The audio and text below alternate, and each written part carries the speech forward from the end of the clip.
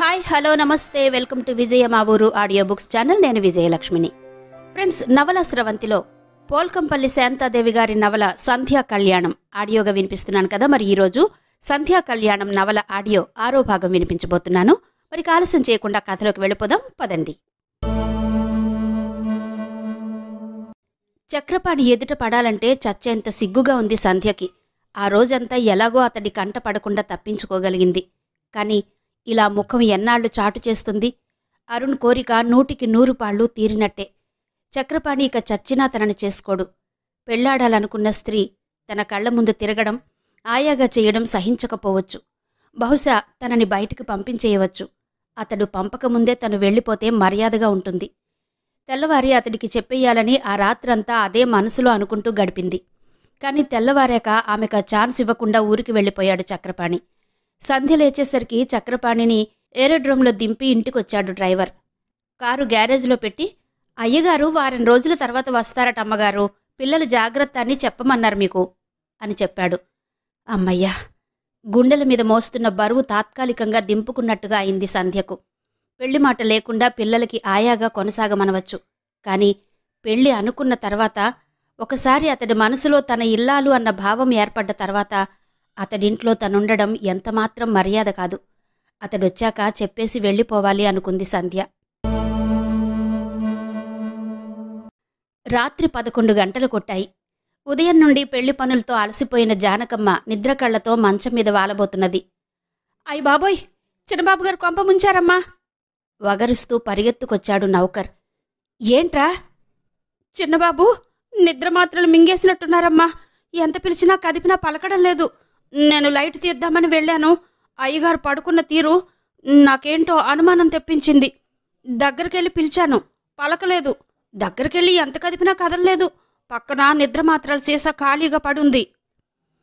ఇంటికి దావానలం ఏదో చుట్టుముట్టినట్టుగా హాహాకారాలు చేస్తూ మేడ మీదకి పరిగెత్తింది జానకమ్మ. చచ్చిన మనిషిలా చేతులు మంచం కిందికి వేళ్లాడేసి పడుకున్నాడు అరుణ్. రే అరుణ్!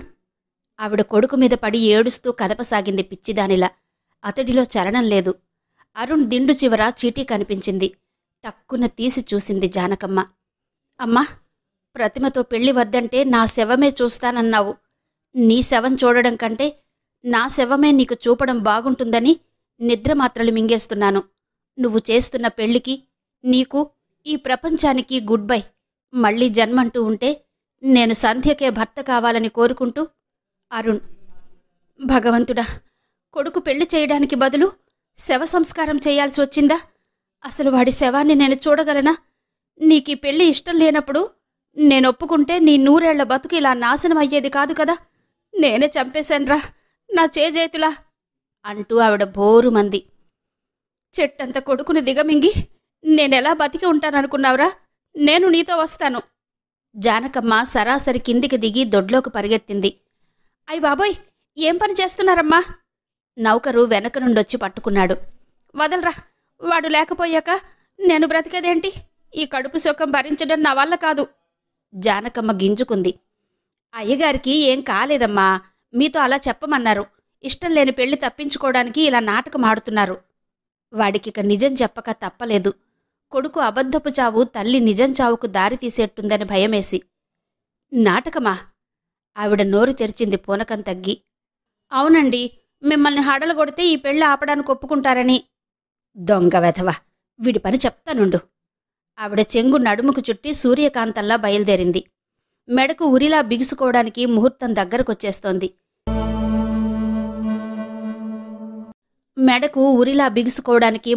దగ్గరకొచ్చేస్తోంది. ఎలా తప్పించుకోవాలి ఈ పెళ్లి? అనుక్షణం అరుణ్ మనసు మార్గాలను అన్వేషిస్తూ ఉంది. తల్లిని తనకు అనుకూలంగా మార్చుకోవడానికి వేసిన ప్లాన్ ఘోరంగా విఫలమైంది. ఇహ ఇటు నరుక్కు రావడం ఎంతమాత్రం సాధ్యం కాని పని. తనిలా పిచ్చివేషాలు వేస్తున్నాడని తెలిసి అమ్మ చాలా కట్టుదిట్టంతో ఉంది. ఇక అటు నుండి నరుక్కు రావాలి. ప్రతిమే ఈ పెళ్లి వద్దు అనాలి. అతడి బుర్ర చురుగ్గా ఆలోచించసాగింది. శ్రీపతి క్లబ్లో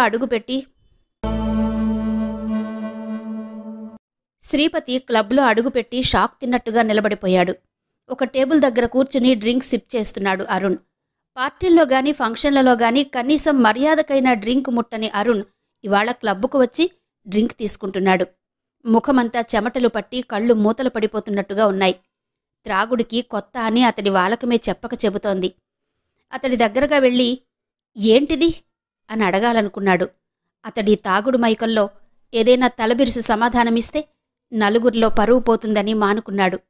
దూరంగా మరో బల్ల దగ్గర కూర్చుని అరుణ్ణి పరిశీలిస్తున్నాడు. బల్లమీదికి తలవాల్చుకుని కాసేపు కూర్చున్నాడు అరుణ్. తల ఎత్తి తల విదిలించి లేచాడు. బిల్లు చూసి పర్సులో నుంచి నోట్లు తీసి ట్రేలో పడేసి తూలుతూ గుమ్మం వైపు బయలుదేరాడు. కారు దగ్గర డ్రైవర్ తయారుగా ఉన్నాడు. అతడు కింద పడతాడేమోనని భయమేసి పట్టుకోవడానికి ముందుకొచ్చాడు డ్రైవర్. ఐఎమ్ ఓకే, నన్నేం పట్టుకోనక్కర్లేదు, నువ్వు పట్టుకో చాలు. కింద పడబోయి ఆసరాగా కారును పట్టుకున్నాడు అరుణ్. సార్, అమ్మగారికి తెలిస్తే చాలా బాధపడతారు. మీరీ స్థితిలో ఇంటికి వెళ్ళొద్దు. కాసేపు ఎక్కడైనా గడిపి ఇంటికెడదాం. మంచి సలహా ఇచ్చావు మంత్రిలాగా. డ్రైవర్ అంటే ఇలా ఉండాలి. చెప్పు, ఎక్కడికెళ్దాం? కళ్ళు బలవంతంగా తెరుస్తూ అన్నాడు అరుణ్. ఏదైనా హోటల్కి వెళ్దాం. ఏ, ఆకలేస్తుందా నీకు? గది తీసుకుని మీరు కాసేపు విశ్రాంతి తీసుకుంటారని. ముసలాడివి, ముసలి ఆలోచన చెప్పక ఏం చేస్తావు? ఈసడించాడు. ఎవరైనా అమ్మాయి అయితే బాగుంటుంది ఇప్పుడు. అరే, మరిచాను, జాని వస్తానంది 7ంటికి. 7 వాచి చూసి అన్నాడు అరుణ్. సరిగ్గా అప్పుడే సర్రున దూసుకువచ్చి ఆగిన కారులోంచి దిగిందొక అమ్మాయి మెరుపు తీగల. హాయ్ అరుణ్, సరిగ్గా టైంకొచ్చాననుకుంటాను అంది నవ్వుతూ. ఇక చెప్పు, ప్రోగ్రాం ఏంటో? ఫుల్ లోడ్లో ఉన్నట్టున్నావే. కొంచెం ఓవర్ అయినట్టుంది మెడ మీద రాసుకుంటూ అన్నాడు అరుణ్. పదమా ఇంటికి, గ్లాసుడు మజ్జిగ తాగించేసి పడుకోబెడతాను. అన్యాయం, ఆతరం తాగించు, మజ్జిగొద్దు నాకు. గోముగా గునుస్తూ ఆమె చెయ్యి పట్టుకున్నాడు. ఛ, ఒళ్ళు తెలియకుండా ఉన్నావు. అందరూ చూసే చోటనైనా సిగ్గులేదు. చెయ్యి పట్టి లాక్కు వెళ్ళి కారులో కోలేసింది. డ్రైవర్, నువ్వు ఆ కార్ని ఇంటికి తీసుకెళ్ళు. ఇవన్నీ రేపు మీ ఇంటికి పంపిస్తాను. ఈ రాత్రి మా ఇంట్లోనే ఉంచేస్తాను. 2 కార్లు వెళ్ళిపోయాయి. శ్రీపతి కొయ్యబారిపోయి చూస్తున్నాడు. అరుణ్కి త్రాగుడు, ఆడపిల్లలతో వ్యవహారం ఎప్పుడు మొదలైంది? ఇలా ఎన్నాళ్లబట్టి జరుగుతోంది? ఇవాళ తన కళ్ళబడింది. అరుణ్తో ప్రతిమ పెళ్లి జరగడం లేదని ఆ క్షణం ప్రపంచమంతా వినిపించేటట్టు అరవాలనిపించింది. ఆయన కారు బాణంలా దూసుకుపోయి జానకమ్మ ఇంటి ముందాగింది. కారు దిగి విల్లు విడిచిన బాణంలా ఇంట్లోకొచ్చాడు. అరుణ్తో ప్రతిమ పెళ్లి జరగడం లేదు, ఉరుములేని పిడుగులా అన్నాడు. జానకమ్మ స్తంభించిపోయినట్టుగా అయింది. ఏంటి, ఏమైంది అని అడిగింది. నీ కొడుకు ఉట్టి వెధవని తెలిసిందివాళ. ఏం చేశాడు? పీకలదాకా తాగి గర్ల్ఫ్రెండ్తో వెళ్లడం నా కళ్ళారా చూశాను కొట్టినట్టుగా అన్నాడు. ఆ వార్తకి ముందు జానకమ్మ ముఖం వివర్ణమైన మాట నిజం, కాని త్వరగానే తేరుకుంది. వాడు ఈ పెళ్లి తప్పించుకోవాలని ప్లాన్ వేస్తున్నాడు. వాడికి సంధ్య పిచ్చి పట్టింది. ఈ పిచ్చిని మనిద్దరం ఒక్కటే కుదర్చాలి. ఇన్నాళ్ళు ప్రతిమ కొంగు పట్టుకు తిరిగినవాడు ఈ సంధ్య రాగానే దాని మోజులో పడ్డాడు. అది చక్రపాణిని పెళ్లి చేసుకుంటుంది. సరిగ్గా వీళ్ల పెళ్ళప్పుడే వాళ్ల పెళ్లి తిరుపతి కొండమీద. వీడేమో దానికోసం పాకులాడుతున్నాడు అంటూ ఈ పెళ్లి తప్పించుకోవడానికి అరుణ్ నిద్రమాత్రలు మింగినట్టు నాటకమాడ్డం గురించి చెప్పింది జానకమ్మ. మీరు చూసింది కూడా ఒక నాటకమేనని నా నమ్మకం అంది. మరి సంధ్య అంటే అంత పడిచేస్తున్నవాడికి ప్రతిమనిచ్చి బలవంతంగా చేసి ప్రతిమ గొంతు కొయ్యనా? కొద్దిగా చల్లబడి అన్నాడు శ్రీపతి. ప్రతిమ అంటే బొత్తిగా ఇష్టం లేకపోతే కదా అలా భయపడాల్సింది. నిన్న మొన్నటిదాకా ప్రతిమ అంటే ఇష్టంగా తిరిగినవాడే కదా. ఈ సంధ్య రాగానే త్రాసు కొంచెం అటు మొగ్గింది కాని సంధ్యకు పెళ్ళైపోతే వీడు మోజు అదే తగ్గిపోతుంది. ఇప్పుడు ఇంతా చేసి ముహూర్తం దగ్గరకొచ్చి పెళ్లి ఆపేస్తే మళ్ళీ నీ కూతురికి సంబంధాలు అంత తొందరగా వస్తాయనుకున్నావా? వచ్చినా ఆ పిల్ల అరుణ్తో చనువుగా తిరిగిన సంగతి తెలిస్తే ఆ సంబంధాలు నిలుస్తాయా? అరుణ్ కంటే సుగుణవంతుణ్ణి తెచ్చుకోగలవా? నువ్వే ఆలోచించుకో అంది జానకమ్మ. ఆలోచిస్తే జానకమ్మ చెప్పింది రైటేననిపించింది శ్రీపతికి. ఈ పెళ్లి తప్పించుకోవడానికి అరుణ్ నాటకమాటడం నిజమే అయితే అరుణ్ ఆట సాగనివ్వకూడదు. ఎలాగో ఈ పెళ్లి అయిందనిపిస్తే తర్వాత అతడు తమ చేతుల్లో చిక్కినట్టే. పెళ్ళయి ఒకింటివాడైతే పరస్త్రీ వ్యామోహం అదే వదులుతుంది. ఇప్పుడు ఈ సంబంధం కాదనిపోతే మళ్లీ మంచి సంబంధం కుదరడం జానకమ్మ చెప్పినట్టు కష్టమే అనుకున్నాడు శ్రీపతి. వారం రోజుల తర్వాత తిరిగొచ్చాడు చక్రపాణి. సంధ్యతో పెళ్లి అనుకున్నప్పటి ఉత్సాహం, సంతోషం అతడి ముఖంలో ఇప్పుడు మచ్చుకైనా లేవు. అతడు చాలా గంభీరంగా ఉన్నాడు. మధ్యాహ్నం వేళ అతడు భోజనానికి క్రిందికి వచ్చినప్పుడు అతడికి తన నిర్ణయం చెప్పేద్దామని వెళ్ళింది సంధ్య. నేను మా ఊరికి వెడుతున్నాను. ఎందుకు? చక్రపాణి సంధ్య ముఖంలోకి చూస్తూ అడిగాడు. ఎందుకో మీకు తెలీదా? సంధ్యకి కళ్ళెత్తి అతడి ముఖంలోకి చూసే ధైర్యం ఎప్పుడో పోయినట్టయింది. ఈ విషయంలో నేను నిర్ణయానికొచ్చేశాను అన్నాడతను.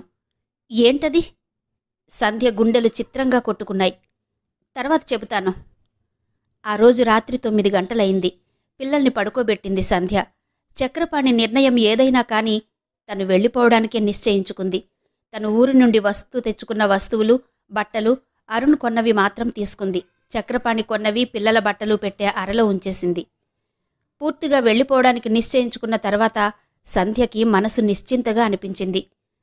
అయ్యగారు మిమ్మల్ని పైకి రమ్మంటున్నారమ్మా, నౌకరు వచ్చి చెప్పాడు. ఎందుకు?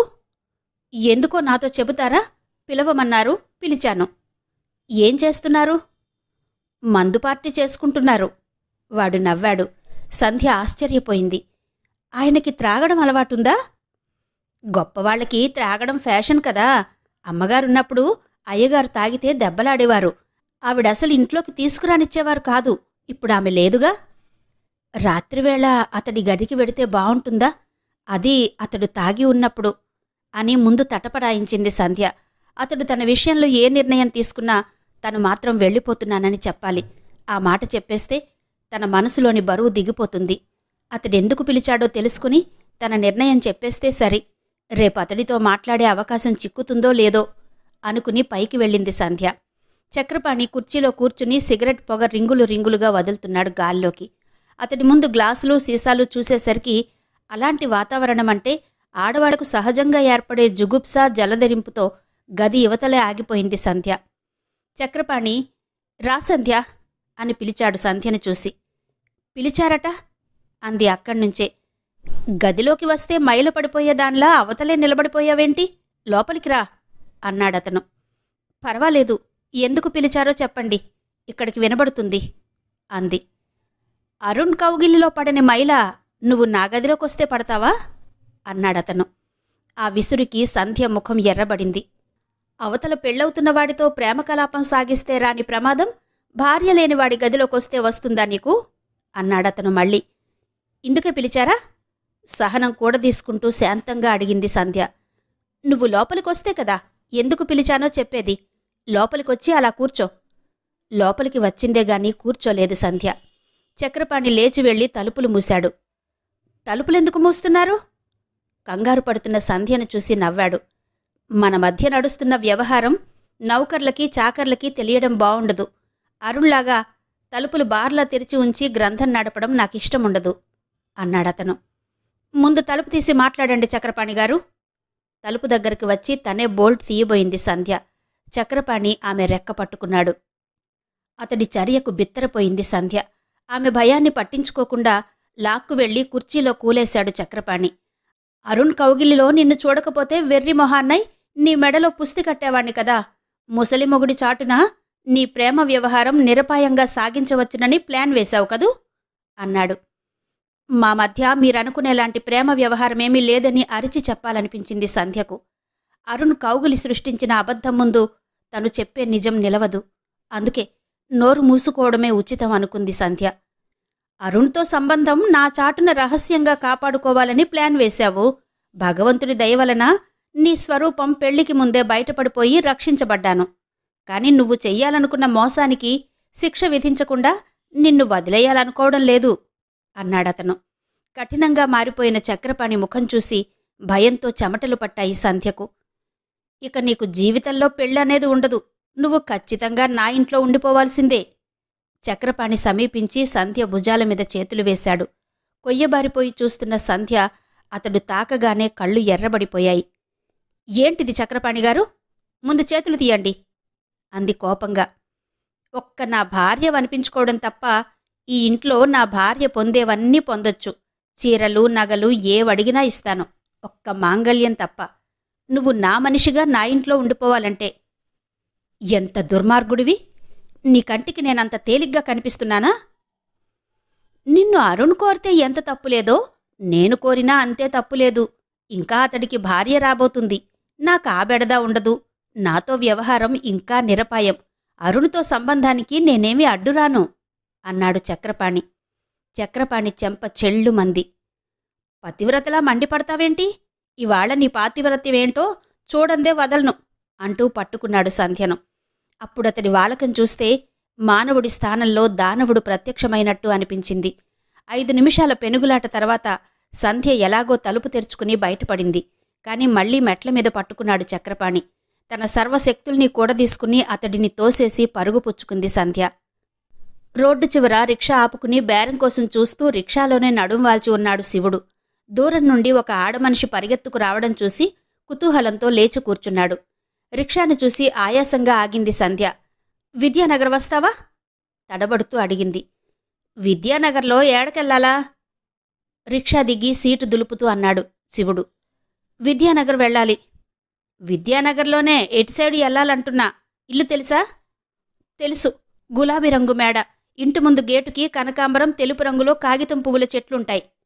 కాగితం పూలున్న గేట్లు, గులాబీ రంగు మేడలు ఎన్నో ఉంటాయి. ఏ ఊరమ్మనిది? ఏ ఊరైతే నీకెందుకు? రిక్షా కడతావా లేదా? ఎందుకు కట్టను? ఎక్కు. సంధ్య రిక్షాలో ఎక్కింది. రిక్షా కదిలింది. ఆవిడ పరిగెత్తుకు రావడం చూశాడు శివుడు. ఆవిడ కంగారు, తొందర చూసేసరికి ఏదో పెద్ద కథే ఉందనుకున్నాడు. ఆమె మాటలను బట్టి సిటీకి కొత్త అని గ్రహించాడు. కొంచెం దూరం వెళ్ళాక అడిగాడు. విద్యానగర్లో ఏ ఇంటికెళ్లాలా? ఆ ఇంటికాడేదన్నా గుడి కాని స్కూల్ కాని ఉందా? ఏదన్నా గుర్తు చెప్పితే తీసుకెళ్ళొచ్చు అన్నాడు. ఉందేమో, నేను చూడలేదు. ఇంత రాత్రివేళ అడ్రస్ లేకుండా తిరిగితే పోలీసోడు చూస్తే నన్ను నిన్ను తీసుకుపోయి స్టేషన్లో కూర్చోబెడతాడు. అందుకని నేనో మాట చెప్తానింటావా? ఏం మాట? ఇప్పుడు తిన్నగా మా గుడిసెకి వెళ్ళిపోతాం. పొద్దున్నకెళ్ళి నీకు కావలసిన ఇల్లు ఎతకొచ్చు. నీ గుడిసెకా? నేనొక్కనే ఏం లేను. మా అమ్మ ఉంటది. నీకంత భయం అనిపిస్తే వెనక్కెళ్ళి ఎక్కిన చోట దింపేయమంటే దింపేస్తాను. నీకు దండం పెడతాను, వెనక్కి మాత్రం వద్దు. ఏంటి బుల్లెమ్మా, ఎవడైనా తరిమిండా? నువ్వు పరిగెత్తుకు రావడం నేను చూసిన్లే. నాకు అన్నలు తమ్ముళ్ళు ఎవరూ లేరు. నువ్వే నా అన్నవనుకుంటాను. నేను ఆపదలో ఉన్నాను.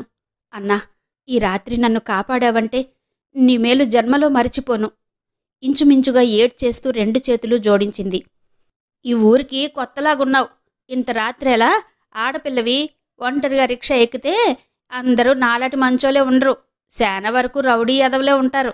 ఈ రాత్రి ఆ చేతుల్లో పడితే నీ గతి ఏమయ్యేది? నలిపి ఆఖరికి ఏ భోగం కొంపకో అమ్మేసేవాళ్ళు. నీ అదృష్టం బాగుండి నా రిక్షా ఎక్కినవు గాని. సంధ్యకు ఒక్కసారిగా గుండె చల్లుమంది. పెనం మీద నుండి పొయ్యిలో పడ్డానా అనుకుంది. చక్రపాణి నుండి తప్పించుకు పారిపోతున్నాననుకుంది గాని ఈ రిక్షావాడు ఎలాంటివాడు అని ఆలోచించకుండా రిక్షా ఎక్కేసింది. మంచివాణ్ణి అని చెప్పుకునేవాడు మంచివాడవుతాడా? వీడే ఆ రౌడీ వెధవైతే? అప్పటికప్పుడు రిక్షా ఆపించేసింది. ఇక్కడ దిగి ఏం చేస్తావు సిన్నమ్మ? రోడ్డు మీద ఆడపిల్ల ఒంటరిగా కనబడితే మంచోళ్ళకు కూడా రెమ్మ పుడుతుంది. ఒకడి నుండి తప్పించుకుని 10 మంది చేతిలో పడ్డట్టవుతుంది. నిన్ని నడి రోడ్డు మీద ఇడిసెళ్ళిన పాపం నన్ను చుట్టుకుంటది. ఈ రాత్రి నా గుడిసెలో తలదాచుకో. నీకొచ్చిన భయం లేదు. ఒంటరి ఆడపిల్ల చిక్కిందే చాలనుకునే పాపిస్టోని కాను నేను. వాడి మాట నిజమేననిపించింది సంధ్యకు. భగవంతుడి మీద భారం వేసి వీడి వెంట వెళ్లాల్సిందే అనుకుంది. రిక్షా ఎక్కి కూర్చుంది మాట్లాడకుండా. రిక్షా ముందుకు దూసుకుపోతుంటే ప్రాణాలు బిగబట్టుకుని కూర్చుంది సంధ్య. తను ఆపదకు దూరమవుతుందా, దగ్గరవుతుందా? గుండెలో అంతులేని ఉద్వేగం, భయం. సంధ్యకి స్పృహ తప్పిపోయింది. సందులు గొందులు దాటి రిక్షా గుడిసె ముందాగింది. శివుడు రిక్షా దిగి, ఇదే నా గుడిసె, దిగు సిన్నమ్మా అన్నాడు. స్పృహ తప్పిన సంధ్య నుండి జవాబు రాలేదు. అరే, పలకదేటి అని సమీపించాడు శివుడు. అరు, జానకమ్మ హడావిడిగా పిలుస్తూ వచ్చింది. ఈ గొలుసు నీ మెడలో వేసుకో. సుబ్బమ్మత్త నీకు తలంటు పోయడానికొస్తుంది. అమ్మా, ఈ పెళ్లి కేవలం నీకోసమే జరుగుతుంది. ఈ పెళ్లి నీకు అంతస్తుని కోడల్ని తెచ్చిపెడుతుందే గాని నా జీవితాన్ని మాత్రం అంతా శూన్యం, చీకటి చేస్తుంది. అరుణ్, శుభంగా పెళ్లి జరుగుతుంటే నువ్విలా మాట్లాడి నన్ను బాధ పెట్టొద్దు. అవును, నాకోసమే ఈ పెళ్లి జరుగుతుందనుకో. కన్నతల్లి కోసం నువ్వీ త్యాగం చేస్తే నీకు మేలేగాని కీడు జరగదు. జానకమ్మ మందస్వరంతో అంది. నీకు కావలసింది నా పెళ్లే కదా. ఈ తలంటి పోసుకోడాలు, ఈ మంగళహారతులు ఇవన్నీ వద్దు. రేపు లగ్నానికి పీటల మీదకు వచ్చి ప్రతిమ మెడలో 3 ముళ్ళు వేస్తాను. నీకు కావలసిందంతే కదా. నీకు జరుగుతున్నది బలవంతపు పెళ్ళని అందరికీ తెలిసిపోవడానికా? వచ్చిన బంధువుల ముందు నన్ను నవ్వుల పాలు చేస్తే నేను బావిలోకి దూకి చస్తాను. ఆ ఆయుధంతోటే కదా నన్ను కట్టిపడేశావు అరుణ్ నిరసనగా అన్నాడు. పెళ్ళంటూ చేసుకుంటున్నావు కాబట్టి అన్ని లాంఛనాలు సక్రమంగా జరిగిపోవాల్సిందే. ప్రతిదానికి ముందు మొండితనం చేశావంటే బావుండదు జానకమ్మ వార్నింగ్ ఇచ్చింది. ఇంతలో సుబ్బమ్మత్తన్నావిడ కుంకుమ భరిణ నూనె గిన్నె తీసుకువచ్చింది. మరొక అమ్మాయి పీట మంగళహారతి తీసుకొచ్చింది. మనసులో ఎంతమాత్రం సుముఖత లేకున్నా తల్లి కోసం తలవంచక తప్పలేదు అరుణ్కు. తనకు సింహం ఉసురు కొట్టలేదు కదా ఇలా మనసులేని పెళ్లి జరగడానికి. సంధ్య పెళ్లి 2 సార్లు చెడగొట్టి చాలా పొరపాటు చేశాడు. చక్రపాణి అంకుల్తో ఆమె పెళ్లి అసలు చెడగొట్టాల్సింది కాదు. సంధ్యని ఎలాగైనా తన దాన్ని చేసుకోవాలనే తాపత్రయంతో చక్రపాణి అంకుల్ ముందు ఆమెను చెడ్డదాన్ని చేశాడు. ఇప్పుడు తనే పరాయివాడైపోతున్నాడు. అమ్మ చేతిలో కీలుబొమ్మగా మారాడు. ఇక కొద్ది గంటల్లో ప్రతిమ భర్త అయిపోతున్నాడు. ఇప్పుడిక సంధ్యను గురించి ఆలోచించడానికి ఏ అధికారమూ ఉండదు.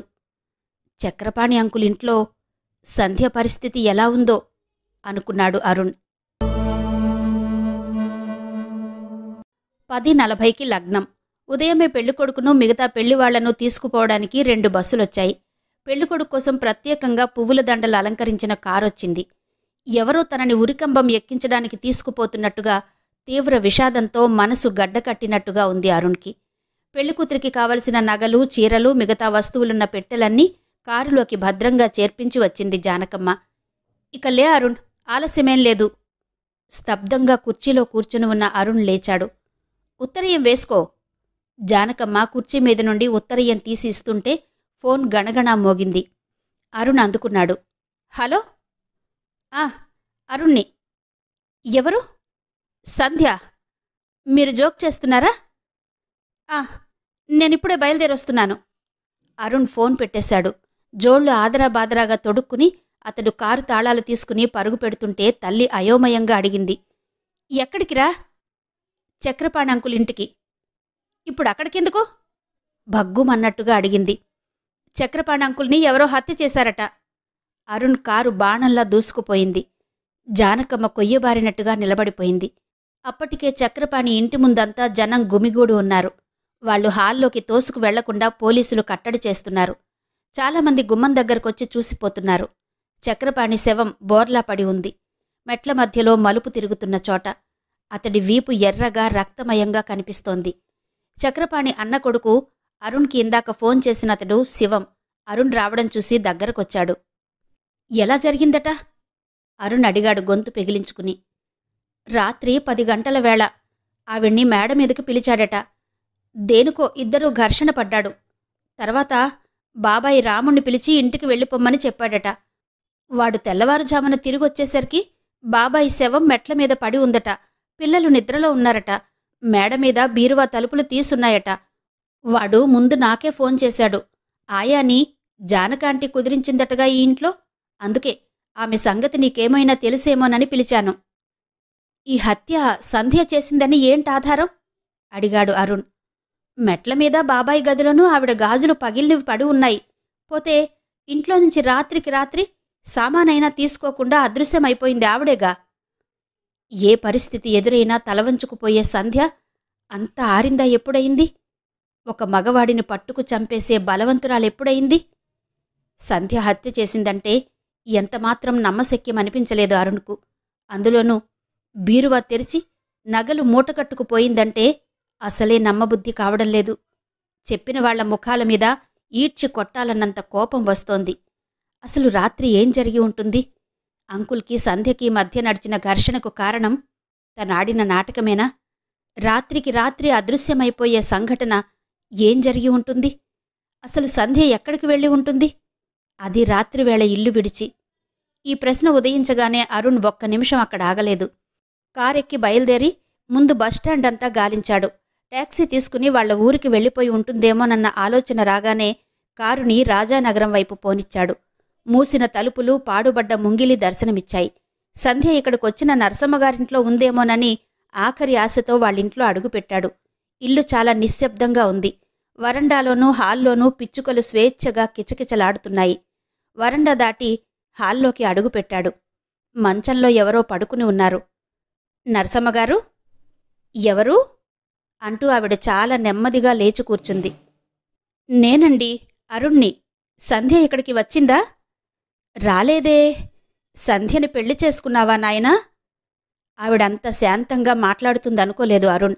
పీటల మీద పెళ్లి చెడగొట్టి ఆ పిల్లని తీసుకెళ్లావు కదా, మళ్ళీ ఏ ముఖం పెట్టుకుని నా ముందుకు వచ్చావని ఎగురుతుందనుకున్నాడు.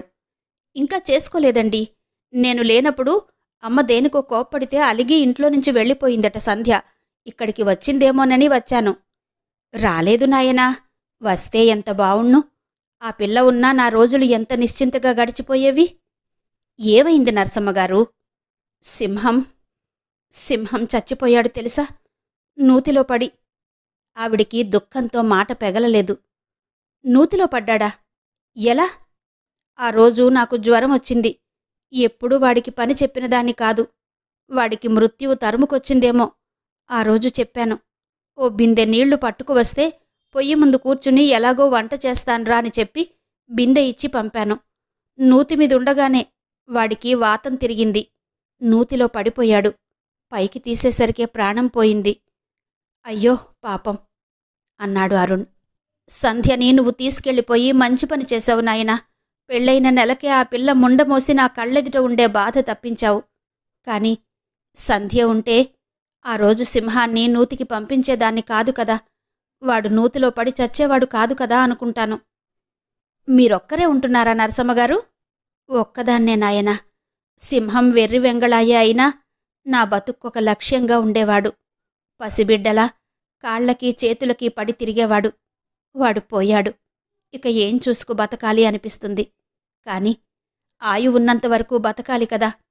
బలవంతంగా ప్రాణం తీసుకోవడం మహాపాతకం కదా. వాడు పోయినప్పుడే నా శక్తంతా ఎవరో తీసేసినట్టుగా అయింది. వారం రోజుల క్రితం స్నానాల గదిలో జారిపడి కాలు విరిగినంత పనయింది. ఉదయం సాయంత్రం తోమించుకుంటున్నాను. పక్కింటి శర్మగారి భార్య భోజనం తెచ్చిపెట్టి కాస్త అతీగతి తెలుసుకుంటుంది. లేకపోతే ఎంత అవస్థ పడిపోయేదాన్ని. ఈ వయస్సులో ఒంటరిగా ఉండిపోయే కంటే మీ వాళ్ళెవరి దగ్గరికైనా వెళ్ళిపోతే బావుంటుంది కదండీ. కాస్త ఒంట్లో ఓపిక ఉందిగా. ఇప్పుడే వెళ్ళి వాళ్ళ పంచన ఎలా పడను? చివరికి ఎలాగూ తప్పదనుకో అంది నరసమ్మగారు. వస్తాను నరసమ్మగారు. మంచినీళ్లు కావాలేమో. ఆ మూలన బిందెలో ఉన్నాయి. తీసుకుని తాగు నాయనా. నేను లేవలేను అందావిడ. అరుణ్ మంచినీళ్లు తీసుకుని తాగాడు.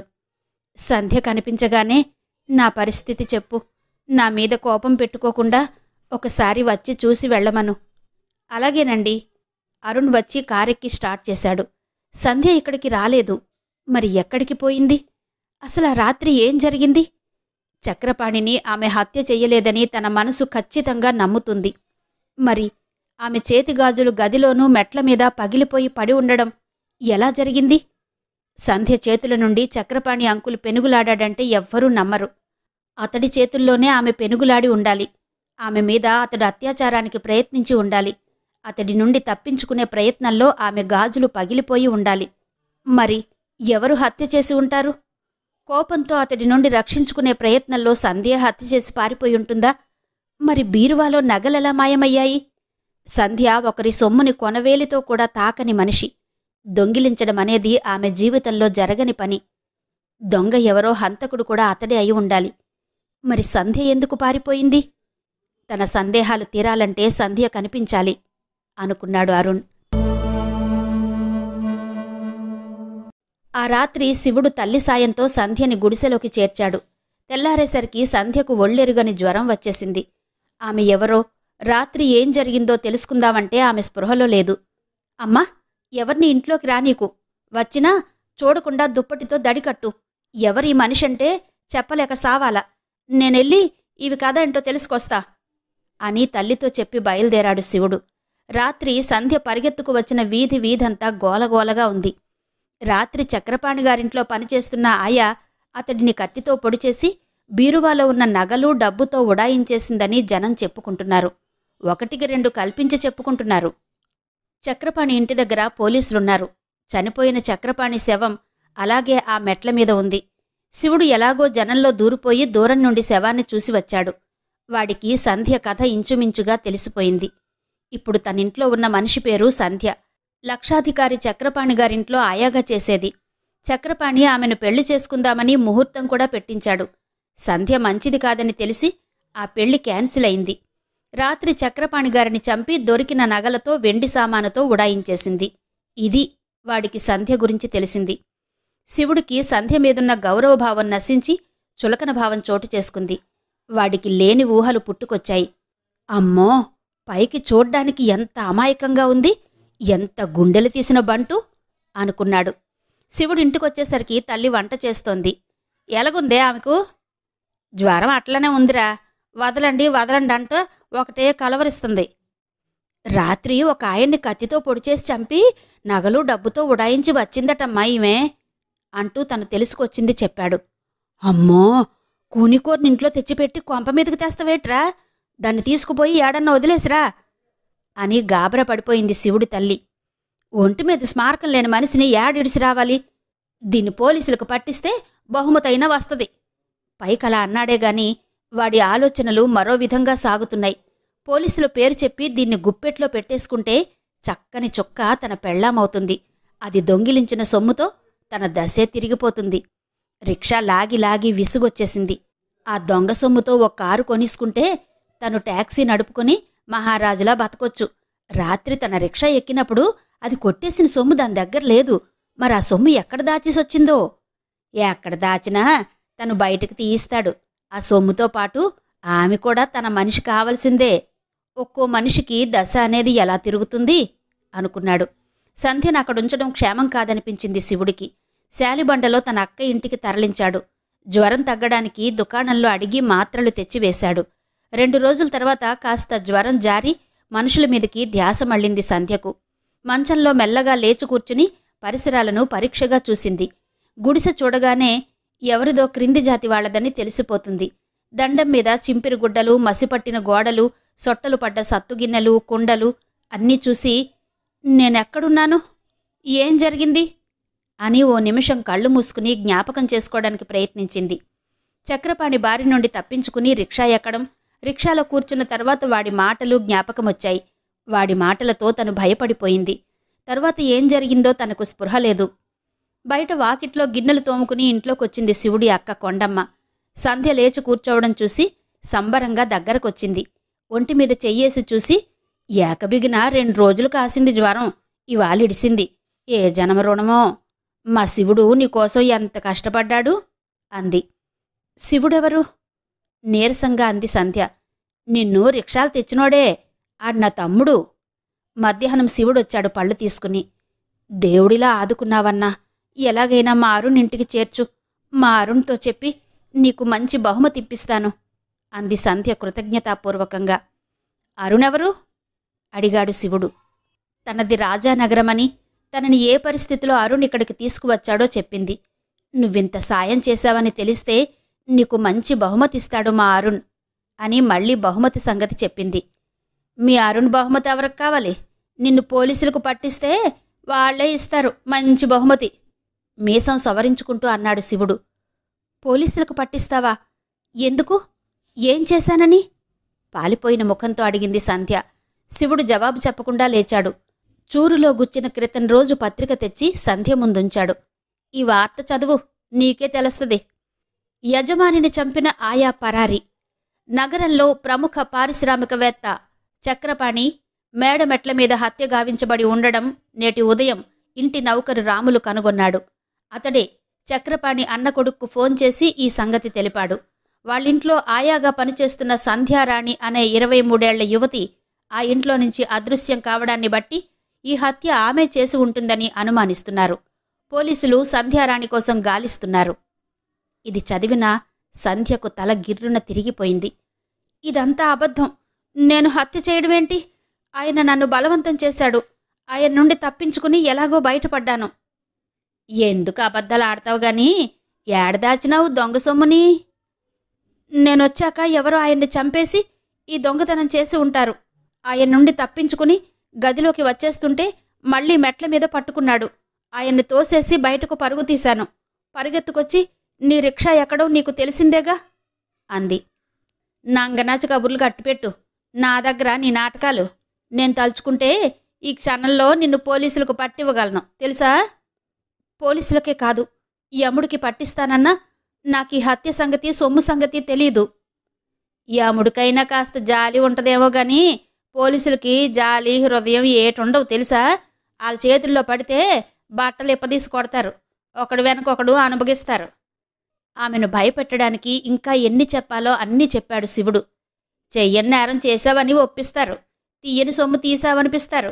ఆ బాధలన్నీ రుచి చూడాలనుకుంటే నా దగ్గర నాటకాలాడు అన్నాడు. పోలీసులంటే పుట్టాల్సినంత భయం పుట్టింది గాని తను తీయని సొమ్ము గురించి చెయ్యని హత్య గురించి ఏం చెబుతుంది? శివుడు పోలీసుల పేరు చెప్పి సంధ్యను తన చేతిలో బందీని చేసుకున్నాడు. నగల సంగతి బయట పెట్టించేందుకు వాడు పెట్టాల్సిన చిత్రహింసలన్నీ పెట్టాడు. వాతలు పెట్టాడు, కొట్టాడు. బాధ భరించలేక అరుద్దామంటే అరిస్తే జనం పోగవుతారు, పోలీసుల్ని పిలుస్తారు. అమ్మో, పోలీసులే! నిశ్శబ్దంగా రోదించడం తప్పితే ఏడిచేందుకు లేదు. తెల్లవారుతూనే కారు తీసుకుని బయలుదేరాడు అరుణ్. కారు వెళ్లగల ఏ సందుని ఏ రోడ్డుని వదలకుండా కారును పోనిస్తున్నాడు. సంధ్య కోసం అడుగడుగునా గాలిస్తున్నాడు. పోలీసులు కూడా సంధ్య కోసం వేట సాగిస్తున్నారు. అరుణ్కే కాదు, పోలీసులకు కూడా ఆమె ఆచూకీ కాస్త కూడా తెలియడం లేదు. ఆ రాత్రి సంధ్య ఎక్కడికి మాయమై ఉంటుంది? అందరినీ వేధిస్తున్న ప్రశ్న ఇది. మాయమైందా? ఇంకెవరైనా మాయం చేశారా? హైదరాబాద్ అంతా తిరిగి తిరిగి అప్పుడే ఇంటికొచ్చాడు అరుణ్. అలసిన శరీరాన్ని ఈజీ చైర్లో ఇలా వాల్చాడో లేదో ఫోన్ గణగణ మోగింది. ఫోనొచ్చింది చక్రపాణి హత్య కేసు చూస్తున్న ఎస్ఐ నుండి. సంధ్యా కళ్యాణం, పోల్కంపల్లి శాంతాదేవి గారి నవల ఆడియో 6వ భాగం విన్నారు కదా. మిగిలిన కథ తరువాతి భాగాల్లో వినిపిస్తాను. అంతవరకు సెలవు. నమస్తే.